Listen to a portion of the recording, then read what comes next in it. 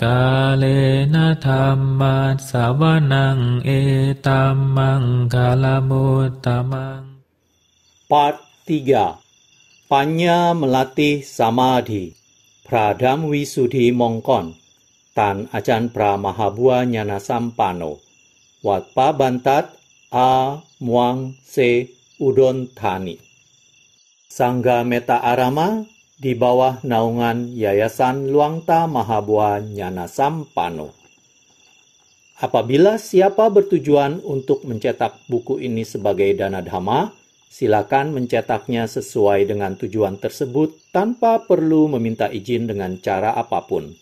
Kecuali mencetaknya untuk diperjualbelikan, barulah akan menindaknya dengan hak cipta.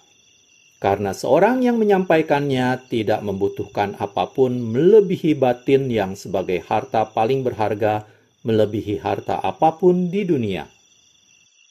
Panya melatih samadhi, judul asli Panya Obrum Samadhi, penulis Kruba Peter Gunadhamo, penerjemah Kruba Peter Gunadhamo, editor Eva Siswoyo dan Hendry Awe, desainer layout Yun Hee Yo, desainer sampul Yun Hee Yo, cetakan pertama tahun 2023.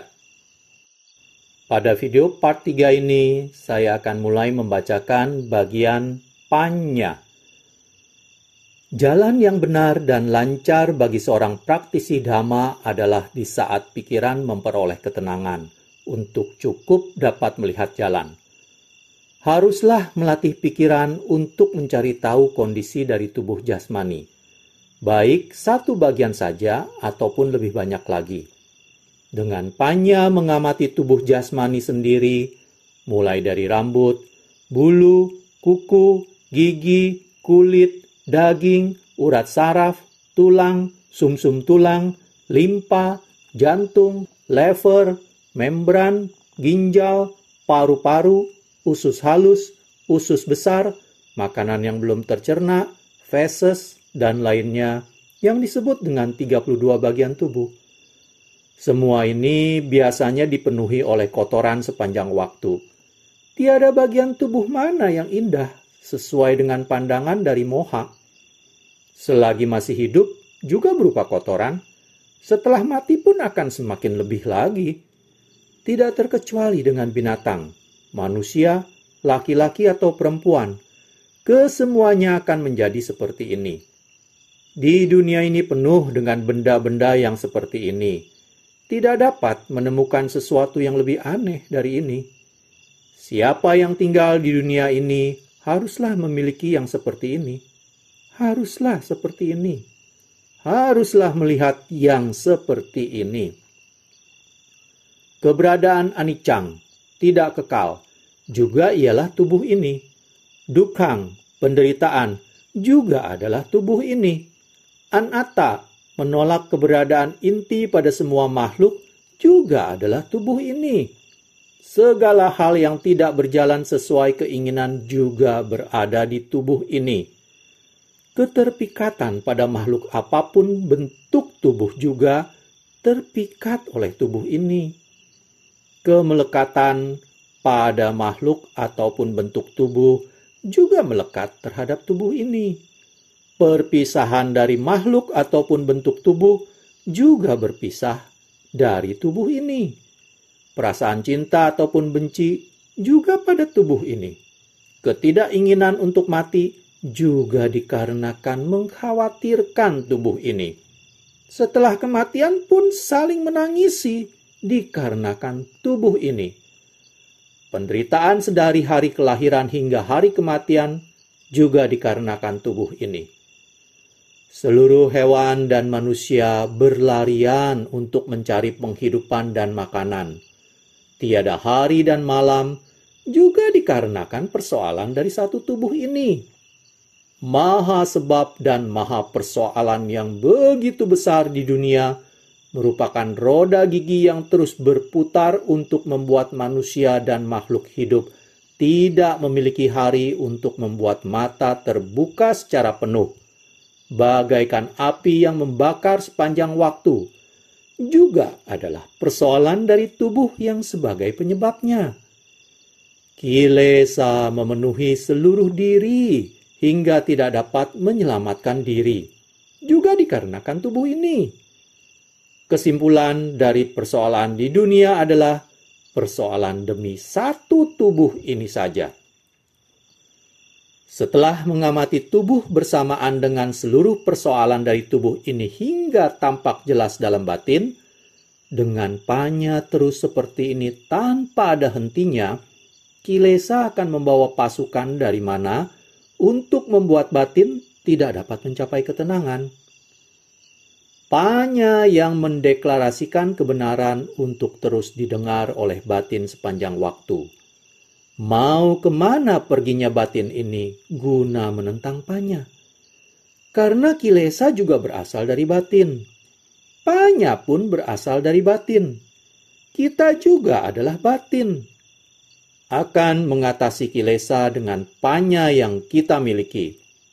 Bagaimana akan tidak mampu? Di saat panya terus berada pada tubuh seperti ini, bagaimana mungkin tidak dapat melihat dengan jelas tubuh ini? Setelah melihat tubuh secara jelas dalam batin dengan panya seperti ini, batin pastilah jenuh terhadap tubuh sendiri dan tubuh dari orang lain, juga makhluk lain. Pastilah mengurangi nafsu atau ketertarikan terhadap tubuh. Kemudian mencabut upadana atau kemelekatan pada tubuh dengan samucceda pahana, atau di saat maga pada cita muncul terpadamkannya kilesa. Bersamaan dengan pengetahuan akan seluruh bagian tubuh, tidak lagi akan memiliki perasaan suka maupun benci terhadap tubuh manapun. Di saat batin menggunakan penyaring, yaitu panya, bepergian di dalam kota kerajaan tubuh, akan melihat kerajaan tubuh milik sendiri dan kerajaan tubuh milik orang, juga makhluk lainnya dengan jelas. Hingga pada jalan pertigaan, yaitu tilakhana yang berupa anicang, dukang, anatta, dan jalan perempatan, yaitu 4 unsur yang adalah tanah, air, udara, dan api, hingga pada seluruh celah dari setiap jalan yang ada, yaitu seluruh bagian dari tubuh jasmani beserta toilet hingga dapurnya, dalam kurung yang termasuk bagian dalam pada tubuh jasmani. Dari kota kerajaan tubuh dianggap sebagai lokawidu, penglihatan jelas terhadap kerajaan tubuh hingga dapat juga sampai pada 3 loka dhatu, yatha bhuta nyana dasana, pandangan benar akan setiap bagian dari tubuh. Berakhirnya keraguan perihal tubuh jasmani yang disebut dengan rupa dhamma. Selanjutnya akan menerangkan wipasana yang berkaitan dengan nama dhamma, yaitu wedana, sanya, sangkhara, dan winyana. Keempat nama dhamma ini merupakan satu bagian dari panca khanda, namun lebih halus daripada rupa khanda, yaitu tubuh jasmani. Tidak dapat dilihat dengan mata, namun dapat diketahui dengan batin. Wedana adalah sesuatu yang dirasakan dalam batin, suka, duka, ataupun netral. Sanya adalah ingatan, misalnya ingat nama, ingat suara, ingat benda atau barang, ingat syair bahasa Pali, dan lain-lain. Sangkhara adalah pemikiran atau bentuk-bentuk pikiran, misalnya berpikir baik, berpikir jahat, berpikir netral dengan pemikiran yang tidak baik juga tidak jahat, atau berpikiran akan masa lalu maupun masa depan, dan lain-lain. Dan winyana, kesadaran, adalah mengetahui rupa, suara, bau, rasa, kontak sentuhan, dan objek-objek dalam pikiran pada saat hal-hal ini berkontak dengan mata, telinga, hidung, lidah, tubuh, dan batin. Keempat nama dhamma ini merupakan kondisi dalam pikiran. Muncul dari pikiran, dapat disadari di pikiran, dan menjadi ilusi dari pikiran juga, jika pikiran belum memiliki kesadaran penuh. Karenanya, dapat juga dikategorikan sebagai penutup akan kebenaran. Dalam menganalisa keempat nama dhamma, haruslah menyelidikinya dengan panya pada jalan tilakkana secara mutlak. Karena kanda-kanda ini mengandung tilakkana pada setiap kondisi pergerakannya. Namun, cara menganalisa keempat kanda ini sesuai dengan karakter yang memiliki kesukaan dengan kanda yang mana, tilakkana mana, atau kriteria umum pada kanda dan tilakkana tersebut. Lakukanlah pengamatan sesuai dengan yang disukai oleh karakter akan kanda dan tilakkana tersebut. Karena masing-masing dari kanda dan tilakkana merupakan dhamma yang saling terhubung satu sama lain. Menganalisa hanya pada salah satunya saja dari kanda ataupun tilakkana juga merupakan sebab untuk memperoleh pemahaman dalam menyadari bagian dari kanda dan tilakkana yang lainnya secara sempurna.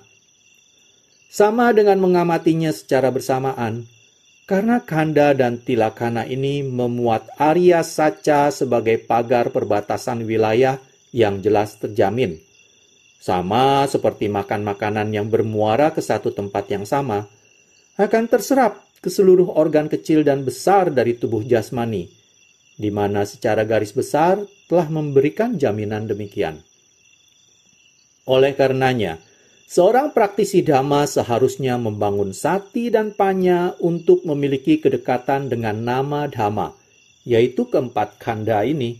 Pada setiap saat di mana kanda-kanda tersebut bergerak, di antaranya muncul, tinggal, dan lenyap, juga tidak kekal, berupa dukkha, merupakan anatta pada masing-masingnya. Tiada saatnya untuk berhenti merujuk pada kebenarannya sehingga menunjukkan dan menyatakan diri seperti ini. Tiada waktu tenangnya walaupun hanya untuk sesaat. Baik di dalam maupun di luar, seluruh alam kehidupan menyatakan dengan satu suara yang sama, yaitu tidak kekal, berupa penderitaan dan merupakan anatta. Menolak pengharapan dari makhluk hidup, bicara mudahnya ialah seluruh dhamma ini tiada pemilik yang menyatakan diri untuk terus dapat seperti ini secara merdeka sepanjang waktu. Siapa yang menjadi melekatinya juga hanya akan bertemu dengan penderitaan dengan penuh kesedihan. Semakin berat lagi juga tidak bisa makan dan tidur nyenyak. Air mata mengalir hingga seperti aliran sungai yang terus mengalir sepanjang waktu dan untuk selama-lamanya. Di mana makhluk hidup masih terlibat, sebagai contoh mudahnya untuk dilihat, kelima kanda sebagai kolam untuk mencuci air mata dari makhluk hidup yang tidak memiliki penyadaran itu sendiri. Pengamatan untuk mengetahui dengan panya benar terhadap kanda dan segala sabhawa dhamma juga demi menghemat air mata dan memutuskan agar berkurangnya proses tumimbal lahir atau hingga putus dan keluar sepenuhnya dari batin seorang yang sebagai pemilik dari penderitaan untuk memperoleh kebahagiaan yang sempurna itu sendiri. Sabhawa dhamma yang terdiri dari kanda dan lain-lain ini akan menjadi racun bagi seorang yang masih terikat olehnya.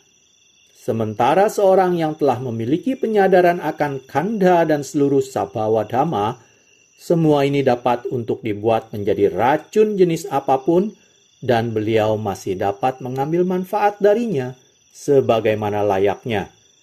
Sama seperti mengambil duri yang ada di berbagai tempat, siapa yang tidak mengetahuinya juga akan tertusuk dan dapat menjadi bahaya. Namun, jika telah mengetahui itu merupakan duri, lalu mengambilnya untuk dibuat sebagai pagar rumah atau untuk melindungi bangunan, juga dapat memperoleh manfaat sebagaimana layaknya. Oleh karena itu, seorang praktisi dhamma sebaiknya melakukan penganalisaan terhadap kanda dan sabhawa dhamma dengan baik. Semua hal ini muncul dan lenyap pada pikiran setiap waktu. Karenanya, ikuti dan sadarilah keberlangsungannya dengan panya, yaitu bagaimana caranya untuk dapat memiliki perhatian penuh dan cekatan dalam menyadarinya. Sebaiknya dianggap sebagai tugas penting pada setiap posisi tubuh, Jangan sampai tidak waspada atau lengah. Dhamma desana yang disampaikan berdasarkan Kanda dan Sabhawa Dhamma secara umum pada saat ini akan memunculkan jalan dari sati panya tanpa ada masa berakhirnya, dan desana tanpa memuat bahasa kiasan. Selalu mendeklarasikan perihal tilakana sepanjang waktu, baik siang maupun malam, berdiri, berjalan, duduk, berbaring, sepanjang waktu di mana panya yang kita miliki layak untuk mendengarkan. Seperti halnya kita dapat merenungkan Dhamma Desana dengan sepenuh hati dari seorang biku yang piawai dalam mengajarkan Dhamma. Di tahap ini, seorang praktisi Dhamma akan merasa terhanyut secara maksimal dalam hal menyelidiki kebenaran dari Kanda dan Sabhawa Dhamma yang mendeklarasikan kebenaran dalam dirinya. Hampir tidak ada waktu untuk terlelap dikarenakan kuasa dari kesemangatan yang terdapat secara natural. Tiada henti dan jedanya dengan jalan panya. Terus berlanjut pada Kanda atau Sabhawa Dhamma yang sejatinya merupakan hukum alami yang sama. Juga akan menemukan kebenaran dari Kanda dan Sabhawa Dhamma. Menjadi tampak jelas dalam batin dengan panya, yaitu walaupun seluruh Kanda dan Sabhawa Dhamma lainnya hingga 3 alam kehidupan juga merupakan kealamian yang memang sudah demikianlah alaminya. Tidak tampak bahwa hal ini merupakan kilesa ataupun tanha seperti menurut pandangan dari moha. Umpama sebagai bahan perbandingannya, seperti misalnya barang hasil curian yang diproses sesuai dengan penjelasan dari si pencuri. Namun, di saat petugas telah melakukan penyelidikan secara penuh hingga memperoleh saksi dan barang bukti yang cukup dapat diyakini, barang yang diamankan tersebut pun akan dikembalikan ke pemiliknya semula atau disimpan di tempat yang layak dan aman. Petugas pun tidak memiliki perasaan senang akan barang tersebut. Kasus sehubungan dengan kesalahan juga berada pada si pencuri. Petugas juga akan berurusan dengan si pencuri dan menangkapnya untuk menjalani pemeriksaan sesuai hukum. Setelah mendapat kesimpulan berdasarkan saksi dan barang bukti yang benar sesuai dengan hukum, bahwa itu adalah benar adanya, juga menjatuhkan hukuman pada si pelanggar hukum. Dan ia yang tidak memiliki kesalahan serta tidak ada kaitannya, juga dibebaskan kembali seperti sedia kala. Perihal awija, cipta dengan seluruh Sabhawa Dhamma juga demikian. Kanda dan seluruh Sabhawa Dhamma di 3 alam kehidupan tidaklah memiliki kesalahan dan dosa dalam bentuk apapun, namun harus ikut terlibat juga, dikarenakan cipta yang terkubur di bawah kuasa dari awija tidak menyadari bahwa awija adalah siapa, sehingga awija dengan cita tergabung menjadi satu. Menjadi cita yang terjerat sepenuhnya, mencari dan melekat pada hal yang disenangi, hal yang dibenci, terkubur mengikuti unsur kanda, yaitu mengikuti rupa, suara, bau, rasa, kontak sentuhan, berdasarkan dari mata, telinga, hidung, lidah, badan, dan batin. Dan terkubur dalam kesenangan juga kebencian, berdasarkan rupa, wedana, sanya, sangkara, winyana, sehingga seluruh 3 alam kehidupan menjadi sabhawa yang diincar dan disenangi, atau dibenci juga dilekati oleh batin yang terjerat ini. Dikarenakan kuasa dari pengejaran kemelekatan sebagai penyebabnya. Karena itu, batin awija ini mengarungi kelahiran, usia tua, sakit, kematian. Dapat terus berputar-putar di setiap kelahiran, baik tinggi maupun rendah, baik ataupun jahat di dalam 3 alam kehidupan ini. Meskipun akan membedakan kelahiran dari makhluk hidup yang berbeda-beda dalam masing-masing alam kehidupannya, seberapa cepat kecepatannya, batin awija ini mampu untuk mendapatkan kelahiran dalam alam-alam kehidupan manapun berdasarkan pada timbunan yang dimiliki batin ini sebagai perantara. memiliki kekuatan besar ataupun kecil, dan seberapa besar kebaikan dan keburukannya, batin ini pastilah mendapatkan kelahiran sesuai dengan peluang yang mendukung berdasarkan seluruh sabawa di mana batin ini memiliki keterkaitan. Sehingga terkesan berupa kesalahan dari kebenaran pada diri sendiri secara bertahap, dikarenakan hanya berasal dari satu hal saja, yaitu kuasa awija, di mana menjadi penyebab keburukan yang menyebar ke seluruh tiga alam, adalah unsur-unsur alami seutuhnya yang kemudian menjadikan makhluk hidup, manusia, dan menghasilkan kelahiran, usia tua, sakit, kematian, berdasarkan pandangan dari moha atau awija. Setelah mengetahuinya secara jelas dengan panya bahwa pancakanda dan seluruh sabhawa dhamma bukanlah inti dari persoalan dan yang menciptakan persoalan, hanya sekedar berhubungan dengan persoalan yang ada.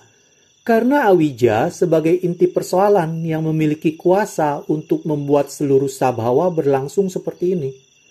Setelahnya, panya pun lantas mengikutinya untuk menyelidiki sampai ke titik awalnya, yaitu citta, si cahaya yang mengetahui, yang menjadi sumber dari segala persoalan tanpa henti pada setiap iriyapada, yaitu berdiri, berjalan, duduk, berbaring dengan ketidakpercayaan akan pengetahuan ini. Ketika sati panya telah dilatih dalam waktu lama hingga memiliki kemampuan maksimal, dapat mengurung dan menyerang pada titik besarnya, yaitu ia yang mengetahui, yang dipenuhi dengan awija tanpa harus menunda-nunda, berlanjut pada peperangan di jalan panya. Di saat awija tidak sanggup menahan pedang permata, yaitu sati panya, juga akan sirna dari cita yang sebagai tahta mulia bagi awija dari masa ke masa. Setelah awija dapat dimusnahkan dengan kuasa maganyana, yang merupakan senjata modern, hanya dengan sekali saja, seluruh kebenaran yang dikendalikan oleh awija dalam waktu lama hingga ratusan ribu kapa yang bahkan tak terhitung, juga dapat menjadi terbuka, menjadi tanpa pemilik, yaitu menjadi kebenaran mutlak. Dhamma yang belum pernah diketahui dapat tampak pada saat terakhir. Yatha bhuta jnana dassana, sebagai pengetahuan atau pandangan sesuai dengan kebenaran dari seluruh sabhawa dhamma yang terbuka. Tiada apapun yang menutupinya walau hanya sedikit. Di saat awija, penguasa kerajaan Watta telah binasa oleh senjata yaitu panyanyana, nibbana tidaklah dapat bertahan untuk tidak terbuka bagi seorang yang berusaha dengan benar, mengetahui dengan benar, dan memandang dengan benar. Sekalipun seluruh sabhawa dhamma lainnya terhitung dari pancakanda, ayatana dalam dan luar, hingga seluruh tiga alam kehidupan juga dapat menjadi dhamma, membuka kebenaran dari dirinya, sehingga tidak terlihat adanya apapun yang nantinya akan menjadi musuh dari batin lagi, selain daripada hanya mengurus pancakanda untuk cukup sampai pada masa di mana dapat bertahan dan layak untuk beranjak darinya saja. Juga tidaklah terlihat ada apapun. Segala persoalan juga ialah awija, yaitu satu pengetahuan yang mengelabui itu saja, mengganggu dan menghalangi akan sabhawa agar berubah dari kebenaran yang dimilikinya. Hanya dengan padamnya awija saja, dunia yang adalah sabhawa secara universal juga akan menjadi natural. Tiada lagi siapa yang dapat mencela maupun memberikan pujian kepadanya lagi. Sama dengan penjahat ternama yang telah terbunuh oleh aparat, masyarakat pun hidup dengan tenang, sebagaimana hilangnya rasa khawatir akan penjahat. Batin yang mengandung yatha bhuta jnana dassana, yaitu pengetahuan dan pandangan sesuai kebenaran pada seluruh sabhawa dhamma secara sempurna dan berupa pengetahuan yang stabil tanpa berat sebelah untuk selamanya. Terhitung sejak hari terputusnya awija untuk dikeluarkan dari dalam batin, batin akan memiliki kebebasan dalam berpikir, menganalisa, serta mencari tahu akan sabhawa dhamma yang memiliki keterkaitan dengan batin secara sempurna. Mata, telinga, hidung, dan lain-lain, rupa, suara, bau, rasa, dan lain-lain. Juga seperti memiliki kebebasan akan kondisi yang dimilikinya masing-masing. Tidak terpengaruh atau mendapatkan penambahan apapun dari batin sebagaimana yang sebelum-sebelumnya.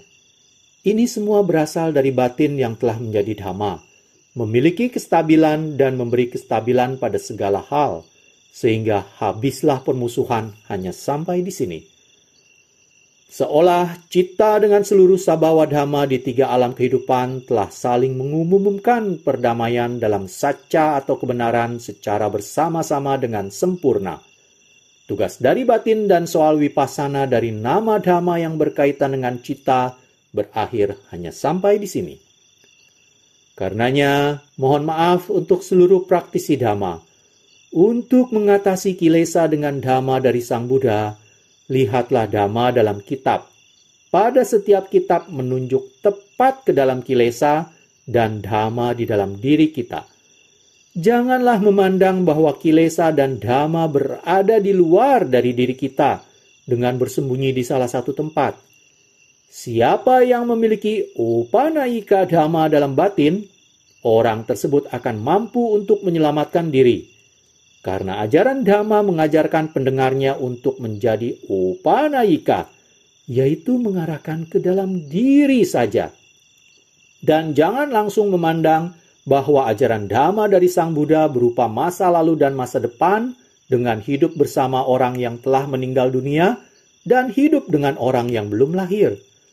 Perlu diketahui bahwa Sang Buddha tidak mengajarkan orang yang telah mati dan tidak mengajarkan orang yang belum lahir. Pandanglah bahwa beliau mengajarkan orang yang hidup, yaitu orang yang masih memiliki kehidupan seperti kita semua, layaknya Buddha Sasana yang tak lekang oleh waktu. Semoga berkah selalu menyertai para pembaca dan pendengar sekalian. Kemudian kita lanjut pada bagian Owada Dhamma dari Pradam Wisudi Mongkon atau Tan Ajan Pramahabua Nyana Sampano. Panya melatih samadhi. Panya melatih samadhi itu merupakan dhamma yang layak untuk dipakai pada waktu pikiran tidak dapat tenang. Misalnya, kita duduk bhavana dalam waktu lama, lalu timbul perasaan sakit yang berat. Di saat rasa sakit menjalar ke seluruh tubuh, batin pun akan ikut menderita. Gelisah ingin keluar dari samadhi, ingin agar rasa sakit sirna. Di mana pemikiran ini sebagai pendukung dari samudaya untuk menghasilkan bertambahnya penderitaan di batin tanpa disadari. Namun, seorang yang ingin melatih batin sesuai dhamma haruslah mengamati perasaan sakit yang berhubungan dengan tubuh dan upadana atau kemelekatan pada tubuh dan perasaan, dengan memisahkan perasaan dengan tubuh jasmani untuk diamati oleh panya. Apakah berdasarkan kebenaran, tubuh jasmani, perasaan, dan batin merupakan satu kesatuan? Pada saat mengamati, haruslah menempatkan kesadaran pada tubuh dan perasaan dengan tidak membiarkan pikiran pergi ke tempat lain. Memisahkan tubuh dengan perasaan agar terlihat jelas oleh panya bahwa baik tubuh maupun perasaan hanyalah berupa sebagian dari batin, serta tubuh dan perasaan juga merupakan bagian yang terpisah, hingga mampu membedakan tubuh, perasaan, dan batin untuk membuatnya terpisah-pisah. Dengan panya, masing-masing juga benar adanya berdasarkan kondisi yang dimilikinya. Batin pun menuju pada ketenangan, menjaga diri untuk manunggal dan bebas dari kanda, mantap dalam samadhi secara penuh. Tubuh dengan perasaan sakit tidak dapat dirasakan oleh kesadaran bahwa itu ada. Pada saat itu, melihat batin sebagai sesuatu yang aneh dan menakjubkan sekali. Dalam melatih batin agar tenang menjadi samadhi, dapat memasukinya di saat pikiran sedang tidak tenang dengan cara yang telah disampaikan, disebut dengan panya melatih samadhi. Mei 1964. Kemudian di 4 halaman berikutnya akan terdapat tulisan tangan dalam aksara Thailand yang sudah diterjemahkan. Masing-masing dari halaman ini juga akan saya tampilkan fotonya di video. Baiklah, kita mulai dengan terjemahan dari halaman pertama. Pergi kemanapun juga, jangan lupa Buddho di dalam hati. Teruslah Buddho, Buddho selalu. Hati akan tenang dan bahagia pada diri sendiri, kapanpun dan dimanapun. Jika melakukannya dengan kehati-hatian, kekurangan sekalipun ada juga tidaklah besar. Oleh karena itu, sati itu penting dan berada pada urutan pertama. Panya yang kedua. Berdana makanan merupakan kebajikan, berupa buah kebajikan untuk batin. Di saat memiliki kesempatan untuk cukup mampu melakukannya demi batin, maka sebaiknya selalu melakukannya. Halaman berikutnya. Dalam menjaga kewaspadaan diri itu sudah merupakan hal yang tepat. Kebanyakan lebih mewaspadai orang lain juga hal-hal lain. Tidak bersedia untuk waspada pada diri sendiri yang mana sebagai titik penting. Karena itu, seringkali melakukan kesalahan. Dhamma beliau ajarkan untuk melihat diri sendiri.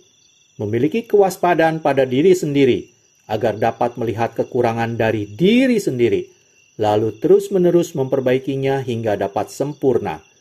Dengan demikian, turut serta beranumodana. Halaman selanjutnya, terdapat 2 kutipan. Batin kita, jika selalu memperhatikan secara kontinu terhadap segala macam pekerjaan, akan terdapat hari di mana memiliki ketelitian pada pekerjaan.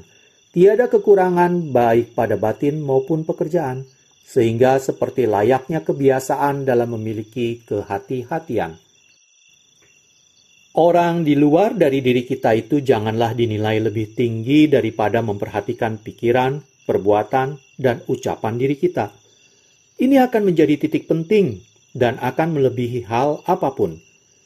Bijaksanawan tidaklah lupa diri dan selalu dapat menempatkan diri pada dunia, karena beliau melihat pada dirinya bersamaan dengan segala hal yang menghampiri. Halaman berikutnya terdapat 2 kutipan lagi. Melihat diri sendiri secara menyeluruh, melihat pikiran sendiri secara menyeluruh dengan satipanya secara terus-menerus, akan semakin melihat diri secara keseluruhan, baik luar maupun dalam. Pergi untuk melakukan kebajikan biasanya tidaklah akan merugi, hanyalah akan memperoleh keuntungan bagi batin secara mutlak. Bagian akhir dari buku ini adalah glosarium dan di sampul belakang terdapat 1 kutipan lagi. Saya putuskan untuk menghabiskan membaca buku ini pada part 3 ini. Saya lanjutkan dengan membacakan glosarium. Ahare patikulasanya, perenungan terhadap makanan yang menjijikan. Anapanasati, menyadari atau fokus pada masuk dan keluarnya napas. Anatta, tanpa diri, tanpa inti, tanpa aku. Anicca, anicang, ketidakkekalan. Anumodana, turut bersukacita atas kebajikan dari orang lain. Anusati, objek perenungan untuk meditasi.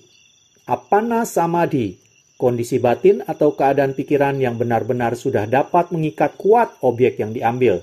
Sudah tahan lama, bisa muncul kapan saja, di mana saja, dan mantap dalam pemusatan atau konsentrasi. Arya Saca, kebenaran mulia. Arupa, tidak berupa atau tidak berwujud.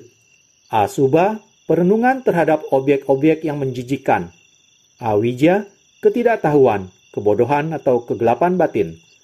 Ayatana, pintu indera dan pikiran beserta objek dari luar yang berkontak.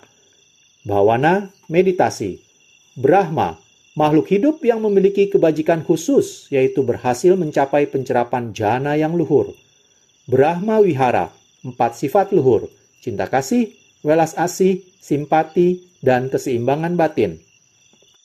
Buddha atau Buddho, yang telah sadar, yang telah terjaga. Cangkama, meditasi berjalan. Catu dhatu wawathana, merenungkan bahwa dalam badan jasmani terdapat 4 unsur materi, tanah, air, api, dan udara. Citta, batin, pikiran. Danta, gigi. Dewa atau dewata, makhluk yang berdiam di alam surga. Dhamma atau dhammo, ajaran, kebenaran, ajaran dari Sang Buddha. Dukkha atau dukang, penderitaan. Ekagatta aramana, kemanunggalan batin. Indra, raja dewa atau penguasa di alam surga Tawatingsa. Iriyapada, 4 posisi tubuh, duduk, berdiri, berjalan, dan berbaring. Kalpa, masa yang begitu panjang. Kamathana, bhawana, meditasi. Kappa, masa yang begitu panjang. Kasina, melihat. Kesa, rambut. Khandha, gugusan, kelompok, penggabungan. Khanika samadhi, keadaan pikiran atau kondisi batin yang masih awal atau permulaan untuk masuk dalam pemusatan atau konsentrasi. Kilesa, kotoran batin. Loka widu, pengetahu segenap alam. Loka dhatu, alam kehidupan. Loma, bulu. Magga, jalan. Moha, kegelapan batin. Nakha, kuku. Nimitta, gambaran yang muncul dalam meditasi. Nyana, pengetahuan. Opanayika, membawa ke dalam batin. Owada, pengajaran, pengarahan, bimbingan. Pancakhandha, 5 gugusan, rupa, wedana, sanya, sangkara, dan winyana. Panya, kebijaksanaan. Pariyati, mempelajari dhamma. Patibhaga nimitta, gambaran objek yang diambil oleh meditator yang sudah melekat kuat dengan pikiran dan dapat dikatakan sudah terpusat, melekat mantap, sudah kelihatan bersih, bening, dan jelas meskipun mata terpejam. Pati-pati, melaksanakan dhamma. Peta, makhluk yang terlahir di alam hantu kelaparan. Rupa dhamma, segala yang berbentuk. Sabhawa, natural, alami, asli. Sacca, kebenaran. Samadhi, pencapaian ketenangan pikiran. Samatha, meditasi untuk mencapai ketenangan batin. Samuceda pahana, melepaskan semua kemelekatan. Samudaya, sebab dari penderitaan. Sangho, siswa Sang Buddha.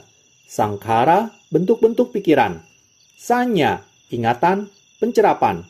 Sasada, Sang Guru Agung atau Buddha. Sati, perhatian. Sila, aturan moralitas. Taco, kulit. Tilakkhana, 3 corak umum. Anicca, dukkha, dan anatta. Tanha, nafsu, keinginan. Uggaha nimitta, gambaran objek yang sudah ada peningkatan semakin jelas dan bertahan lebih lama dalam pikiran atau batin. Upacara samadhi, kondisi batin atau keadaan pikiran yang sudah mendekati pemusatan atau konsentrasi, tapi masih sangat lemah dan berkali-kali kabur, hilang, dan belum bisa bertahan lama. Upadana, kemelekatan. Wata, lingkaran. Wedana, perasaan. Winyana, kesadaran. Vipassana, meditasi pandangan terang. Wirya, kesemangatan, usaha. Yatha bhuta nyana dasana, memiliki pengetahuan dalam memandang kenyataan sebagaimana adanya. Baiklah, di sampul belakang dari buku ini terdapat tulisan dalam aksara Thailand yang diterjemahkan sebagai berikut. Dalam mengerahkan upaya, janganlah menentukan waktunya. Tentukanlah pada sati. Jika kapan sati terlepas, juga dapat diketahui bahwa kesemangatan kita telah putus pada saat itu. Ketika sati ditanam di bagian mana, akan menghasilkan dhamma di bagian itu. Jika tidak lagi memiliki sati, juga tidaklah akan menjadi dhamma sepanjang siang dan malam. Tan Achan Pramahabua Nyana Sampano. Demikianlah berakhir sudah pembacaan buku dari Panya Melatih Samadhi dari Pradam Wisudi Mongkon Tan Achan Pramahabua Nyana Sampano. Sampai di sini, saya mohon maaf jika terjadi pengejaan yang salah terhadap aksara dari Thailand, yaitu Panya Obrum Samadhi. Saya mohon maaf. Semoga pembacaan dari buku Panya Melatih Samadhi ini dapat memberikan kebijaksanaan kepada Anda sehingga dapat berjalan di jalan Panya hingga mencapai Samadhi. Terima kasih. กาเลนะธัมมัสสวนังเอตัมมังคลมุตตมัง